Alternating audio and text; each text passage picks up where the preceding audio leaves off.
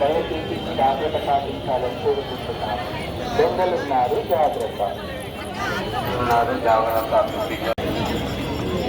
దొంగలున్నారు, జాగ్రత్త. మీ స్కూల్ పిల్లలు, మీ భక్తులు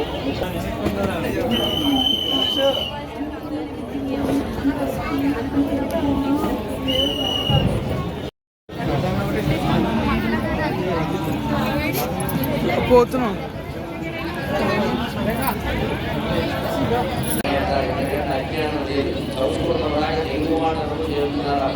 ఆయాపేక్ష ఫలాపేక్ష ఉద్యోగం చెప్పారు.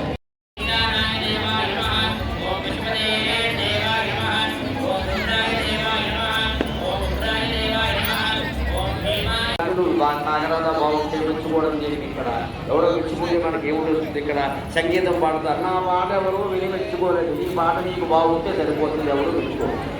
పూజా మందిరంలో కూర్చొని నువ్వే పాడుకోవాలన్నా ఎవరు వస్తున్నారు?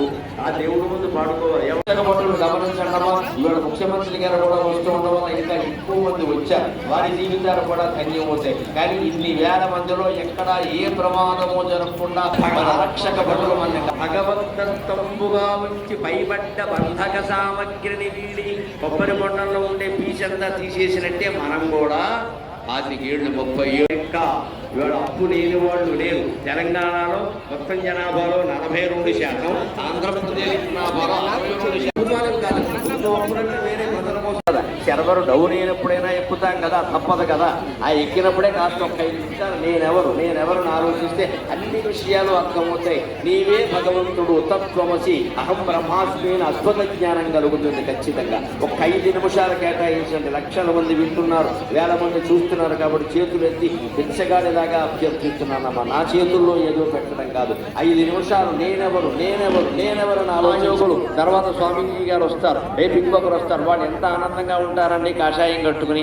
వాళ్ళలాగే మనం కూడా చాలా అలాంటి ఆత్మజ్ఞానం పొందడానికి ఈ అరగంట ప్రసంగం మీకు ఏమాత్రం ఉపయోగపడినా నేను ధన్యుణ్ణి. నాకు ఈ 4 మాటలు నేర్పిన మా అమ్మకి, తెలుగు భాషకి నేను రుణపడి ఉన్నాను. నమస్కారం. శరణం. ఆయన ప్రవచనం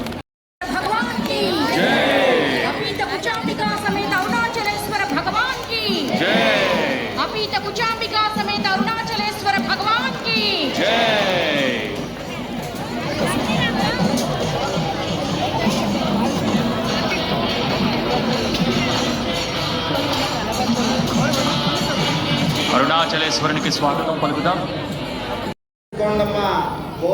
శంకర భగవానికి, స్వర్ణలింగేశ్వర భగవానికి, బంగారు లింగానికి వెండి బిల్వదళములు మనం సమర్పణ చేయబోతున్నాం. భక్తులందరి తరఫున ఒక్కసారి కళ్ళకద్దుకోండి అందరూ కూడాను. స్వర్ణలింగేశ్వర కోటిలింగేశ్వర భగవానికి 2 చేతులు పైకెత్తి నమస్కారముద్రతో ముక్త కంఠంతో అందరూ చెప్పండి. కోటిలింగేశ్వర భగవానికి